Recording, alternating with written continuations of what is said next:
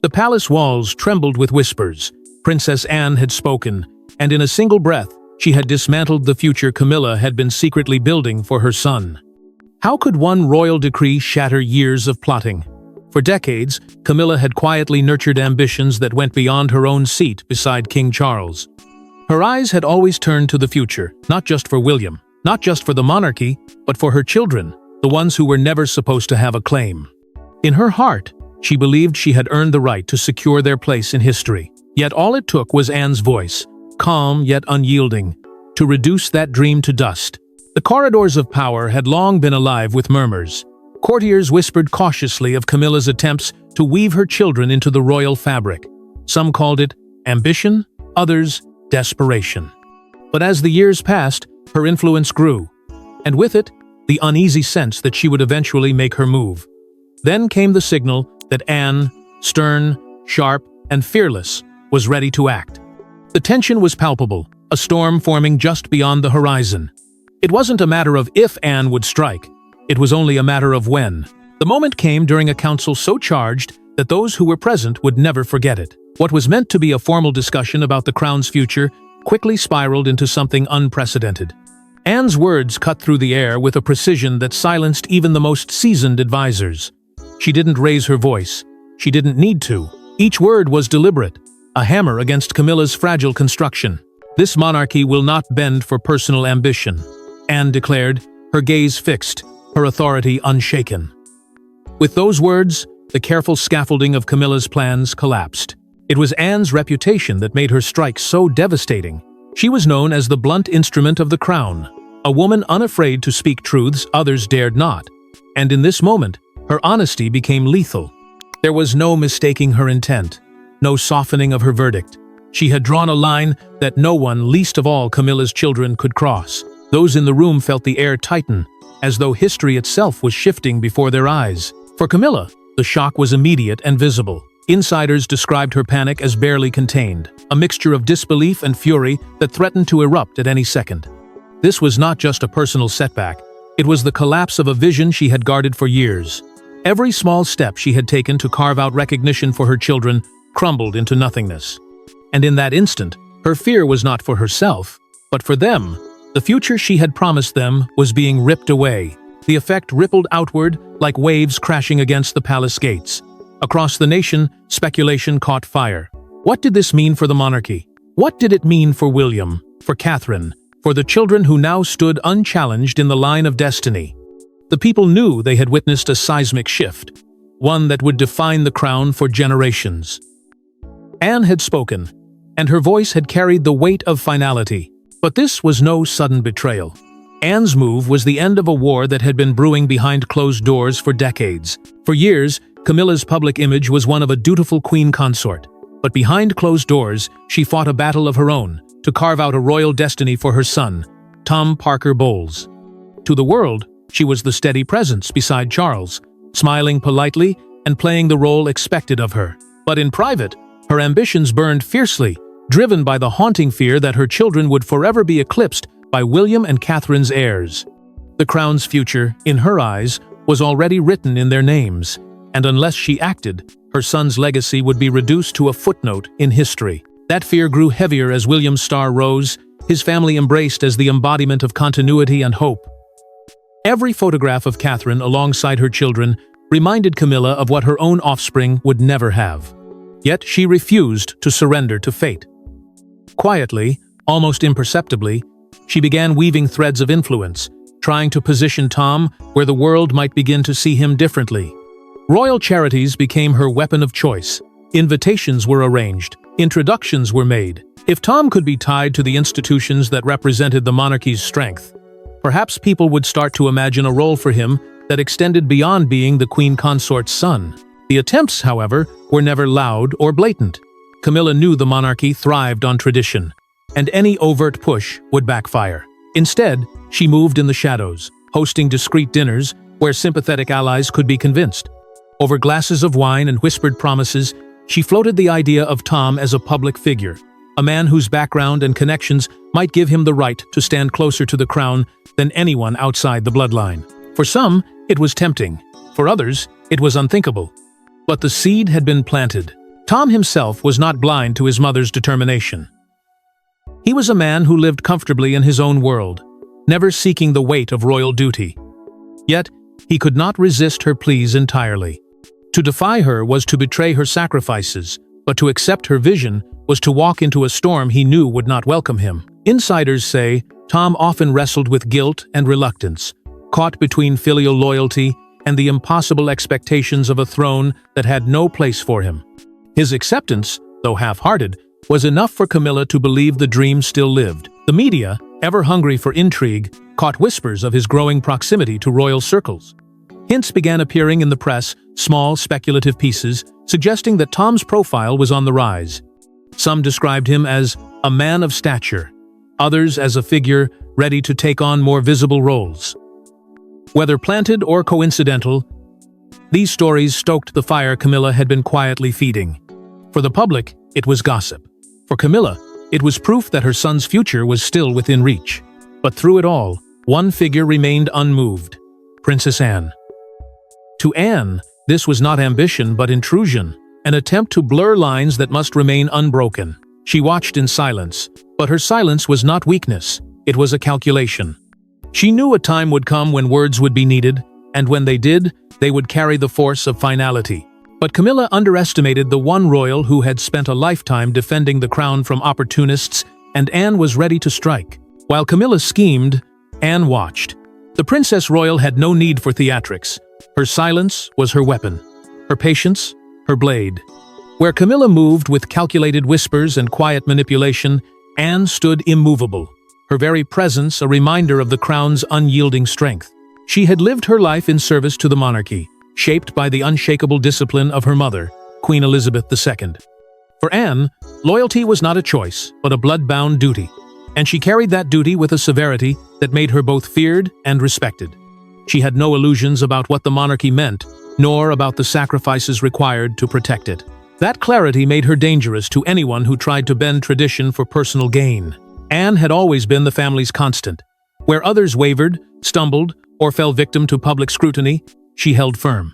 It was why courtiers often described her as the unmovable force of the royals.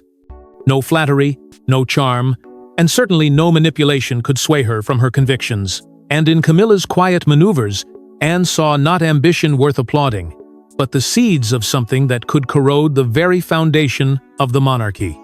To Anne, the crown had to remain pure, unsullied by opportunism. This was her battlefield, and she would defend it to her final breath. Her concerns were not kept to herself. In hushed conversations with William and Catherine, Anne voiced the unease she could no longer ignore. She saw in William a reflection of his mother's legacy, a man born to reign, whose path must remain unchallenged. And in Catherine, she recognized the strength and grace necessary to carry the monarchy forward. To imagine Camilla's children even brushing against those privileges was, in Anne's mind, an insult to everything Diana had fought for and everything Elizabeth had preserved. These conversations deepened the alliance between Anne and the young couple, forging a bond of trust that would soon become pivotal. Yet, it wasn't only words spoken aloud that revealed Anne's stance. In private letters, written in her sharp, unwavering hand, she confided in trusted allies about her growing alarm. These letters carried warnings, clear and undeniable, of a brewing conflict within the royal family. They were not cries for help, but declarations of vigilance, reminders that she was prepared to confront the danger before it consumed them. Those who read her words understood one thing: Anne was waiting, and when the moment arrived, she would not hesitate. What unsettled Anne most was not merely Camilla's ambition, but the idea that Tom Parker Bowles or Laura Lopes might one day share in the monarchy's privileges. Anne believed must be preserved only for the bloodline of Elizabeth and Diana. The notion disgusted her, igniting a fire that her composed demeanor barely concealed. She saw it as a betrayal of history, of legacy, of the sacred order she had sworn to defend. And so Anne made her decision in silence. She would not allow Camilla's dream to take root. No matter how subtle the moves, no matter how quiet the schemes, Anne would be the wall that stopped them. She would wait, she would watch, and when the time came, she would strike with precision. But Anne's patience had a breaking point, and when Camilla pushed too far, the Princess Royal unleashed her fury. It began with raised voices behind palace doors, but by the end, the world would know. Princess Anne had looked Camilla in the eye and destroyed her son's royal future forever. The meeting was meant to be orderly, a private gathering to discuss succession, responsibilities, and the delicate balance of roles within the monarchy. But as the conversation unfolded, it became clear that this was no ordinary council. Tension thickened the air, every word sharp, every pause loaded. For years, the conflict had been hidden beneath smiles and formalities, yet now, it erupted into the open, tearing away the last threads of civility. Camilla, emboldened by her position beside Charles, seized the moment to press what she believed was her strongest claim. Her son deserved recognition. With a voice trembling between conviction and desperation, she argued that Tom had been unfairly sidelined, treated as though his blood did not matter, as if his ties to her meant nothing. She insisted he had served, supported, and sacrificed, and that he should not be condemned to obscurity simply because tradition had deemed him unworthy. To Camilla, this was about dignity, about legitimacy, about ensuring her children were not cast as footnotes in a history she now shared. But Anne's patience had reached its breaking point. She sat in silence no longer. Her words were not shouted, yet they cut through the room with the finality of a blade. This monarchy is not for sale, not to anyone. In those few words, she dismantled every argument Camilla had crafted. It was not simply rejection. It was a verdict, an irreversible condemnation of Camilla's ambitions. The weight of her authority silenced the room, her voice carrying the moral force of a lifetime spent defending the institution against opportunists. Camilla's fury was immediate, raw, and uncontainable. She rose with anger burning in her eyes, her defense of her children spilling out in a torrent of wounded pride. She declared that they deserved better than to be treated as outsiders, that their humanity was no less because of their birth. But the more she fought, the clearer it became that her pleas would find no ground here. Anne's resolve was unshakable, her loyalty to the bloodline absolute. Every word Camilla spoke only deepened the gulf between them, turning what had been simmering tension into a battle that could never be reconciled. All the while, William remained quiet. His silence was not weakness, but choice. To intervene would have been to escalate the clash. Yet his eyes betrayed where his loyalty lay. He did not support Camilla's vision. His stillness was its own statement, aligning him firmly with Anne without uttering a single word. Catherine, though absent from the room, was present in Anne's every argument, the embodiment of the monarchy's future that could not be diluted or diverted. The walls could not contain what happened that day. Courtiers, shaken by the eruption, carried whispers beyond the palace. Fragments of the heated exchange slipped into the press, fueling a storm of speculation. The world soon learned that the queen consort and the princess royal had clashed in a way that could never be undone. The revelation struck like lightning, exposing fractures the monarchy had tried desperately to conceal. But the confrontation was only the spark. The true devastation came when Anne made her decision public. When Anne finally spoke, it was with the certainty of a woman who had carried the crown's burden her entire life. Her words were final, irreversible, and devastating for Camilla. She declared that no non-blood relatives of the Queen or William would ever hold royal authority, stripping away in one sweeping decree the fragile hope Camilla had fought to protect for her children. It was not framed as a personal attack, but as an act of preservation. The monarchy, Anne insisted, belonged to the bloodline, and the bloodline alone. For those who heard it, there was no mistaking the gravity. This was not a passing remark. It was a sentence that would echo for generations. The symbolic weight of her decree was unmistakable. In that moment, Anne reached back into the values instilled by her mother, Queen Elizabeth II, and invoked principles that had guided the monarchy for decades. Elizabeth had always been careful, deliberate, protective of the crown's continuity, never allowing personal preference to interfere with duty. Anne's words echoed that same unyielding discipline, a reminder that the crown was not a prize to be claimed, but a duty handed down through blood.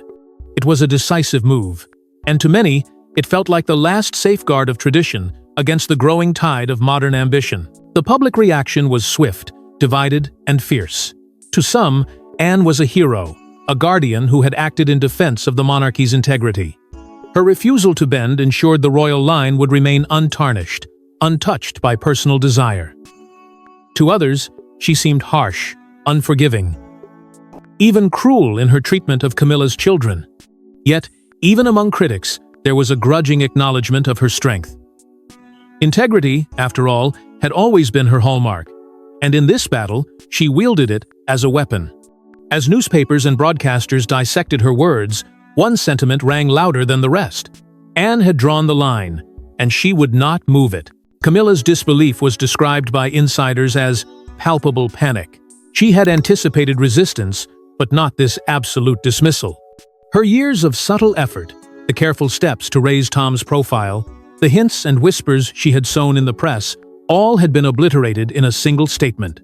Those close to her said she walked in a daze afterward, struggling to comprehend the reality that her son's royal future was not simply delayed, but permanently erased. Panic gave way to desperation, and desperation soon gave way to isolation. The ripple effect was brutal. Allies who once entertained her ambitions began to distance themselves, unwilling to be seen supporting a cause already condemned by Anne. Even Charles, torn between love for his wife and loyalty to his sister, remained silent, his absence of defense more damning than any public rebuke. One by one, the support Camilla had relied on fell away, leaving her exposed, cornered, and humiliated. And then there was Tom. Unlike his mother, he had never hungered for royal authority. Those who knew him well said he carried himself with quiet acceptance, a man unwilling to fight a war he never wanted. He bore the brunt of Anne's decree with stoic resignation, as though he had always known this battle could only end one way. His silence became the final proof that Anne had triumphed, not only in ending Camilla's dream, but in ensuring it would never be resurrected. Yet the deeper question remained. Why was Anne so determined to crush Camilla's dream? And why now? Behind Anne's words was more than protocol. It was Diana's shadow, still haunting the monarchy, and still standing between Camilla and everything she wanted. From the moment Diana entered the royal stage, her presence was not just historic, it was transformative. She wasn't merely the Princess of Wales, she became the mother of the future king. And with that role came an eternal claim that not even death could erase. The memory of Diana hovered over every conversation, every decision, every act of succession. To Anne, it was clear. Diana's legacy was a torch that would forever light William's path, and Anne was determined that no force, not even Camilla, could dim it. Anne had always been protective of William, seeing within him the spirit of his mother. In his quiet determination, in his deep sense of responsibility, she saw reflections of Diana's strength, and perhaps even the pain that shaped it. To Anne, William was not only her nephew, but the living embodiment of a promise made long ago that Diana's children would inherit the monarchy without compromise, without interference, without the stain of rival ambitions. This promise was not written into law, but it was carved into the very soul of the crown. It was a truth Anne refused to betray. This silent vow made Anne's confrontation with Camilla even more powerful, because for Anne, she wasn't just protecting the monarchy's traditions, she was defending Diana's place within it. Every time Camilla tried to push her children closer to royal privilege, Anne saw it as an insult to Diana's memory. It wasn't only about bloodlines, it was about justice, about ensuring that the woman who had suffered under the weight of the institution would still, in death, hold power over its future.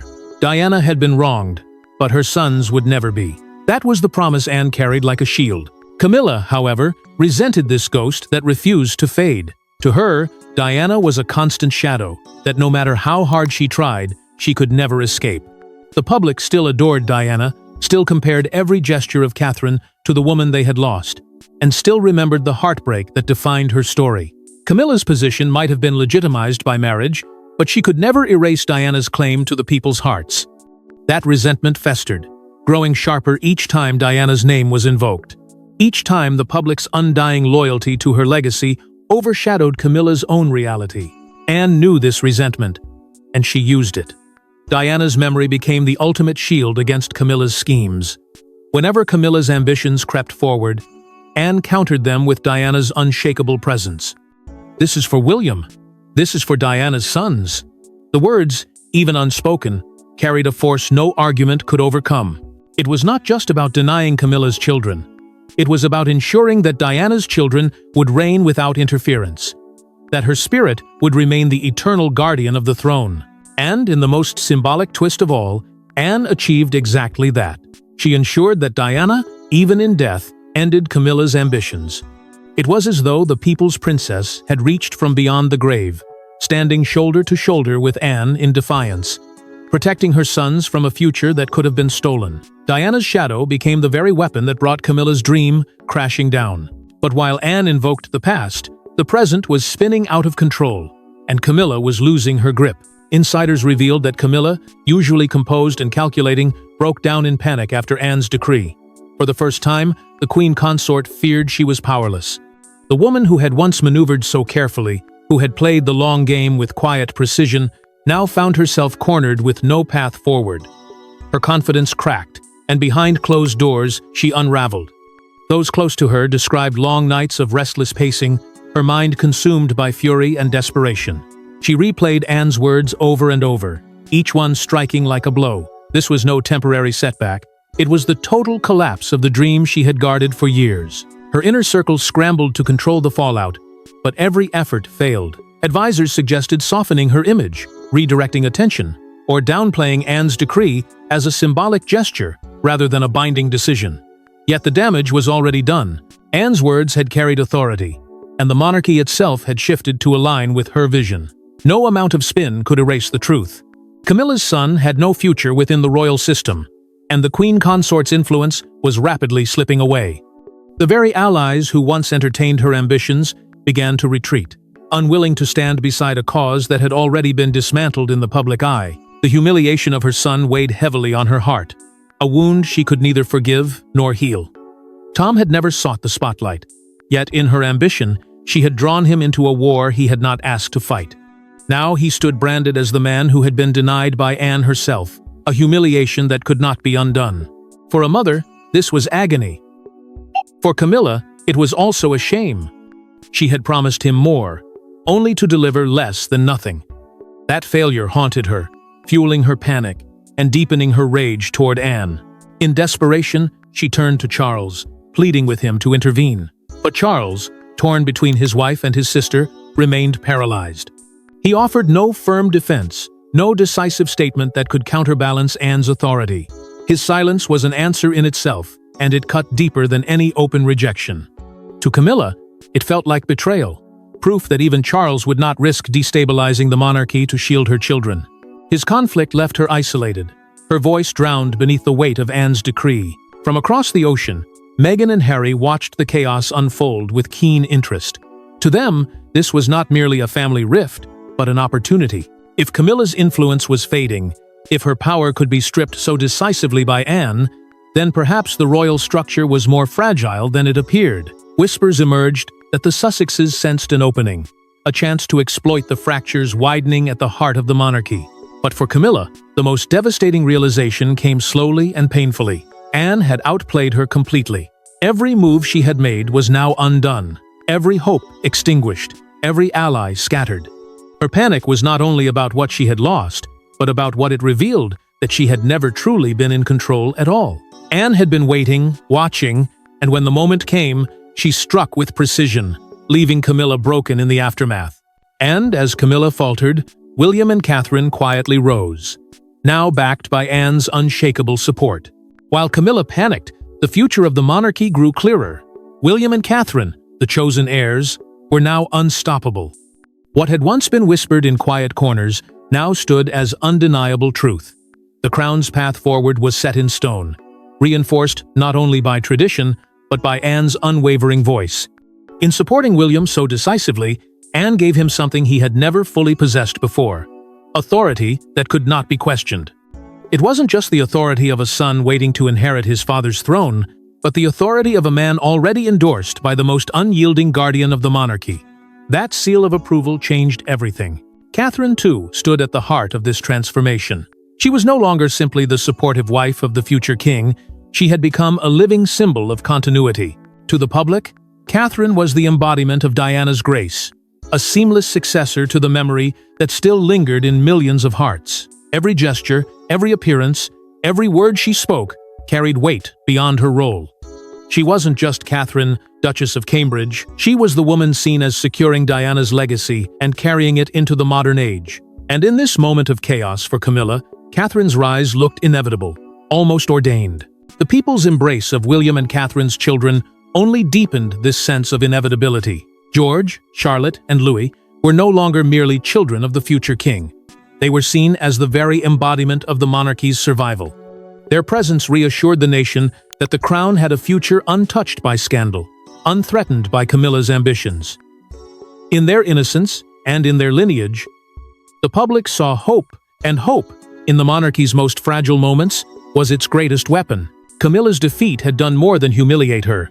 It had solidified the line of succession. There would be no blurred lines, no competing narratives, no possibility of alternative futures where her children might wield influence. The monarchy had chosen, and the choice was absolute. For William and Catherine, this was the victory they had never openly fought for, delivered to them by Anne's iron will. And for the institution itself, it was the assurance that its destiny lay firmly in the hands of those who carried Diana's blood. Anne, who had carried the burden of defending this destiny for decades, finally allowed herself a quiet satisfaction. She had stood guard against opportunism, resisted the pressures of manipulation, and protected the crown's purity when it mattered most. She had not sought glory, nor recognition, but her actions had reshaped the monarchy's course. For her, it was enough to know she had done her duty, just as her mother had always done before her. Yet even in victory, bitterness remained. Camilla would never forgive her.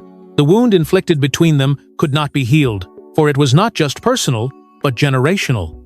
Anne had drawn a line that left Camilla powerless, and in doing so, she had ensured that their relationship would forever remain fractured. The monarchy may have been strengthened, but the rift between two of its most prominent women would cast a shadow for years to come. But Anne's victory wasn't just about succession. It was about legacy, and the future she had now carved in stone. In the end, history will remember this moment not as Camilla's defeat, but as Anne's triumph, the day the Princess Royal ended a royal future forever. Anne's life had been defined by service, by an unyielding devotion to the crown that set her apart from every sibling, every cousin, every consort. She had never craved glory, never sought headlines, but when the monarchy stood at risk of being reshaped by ambition, she became its fiercest protector. Her intervention at this stage of Charles's reign was more than a family quarrel. It was a declaration that the monarchy would not bend, not fracture, not lose itself to whispers of privilege undeserved. In her eyes, she had saved the crown from corruption within, safeguarding its line from influences that could have weakened its meaning. But for Camilla, the scar would never heal. Her son's future was erased. Not quietly, but in a public act that humiliated her and left her powerless. It was a wound she could neither forgive nor forget. Yet for William and Catherine, Anne's actions became a lifeline proof of loyalty that bound them together, cementing a future built on trust, continuity, and bloodline purity. The chilling truth is this: Anne's decision will echo for generations. It was not a king's edict, not a council's decree, but the unwavering will of one woman who refused to be silent. And so, the war for the monarchy's soul was decided not by kings, but by a princess who refused to be silent. Thanks for watching. Don't forget to like and subscribe, and we will see you in the next one.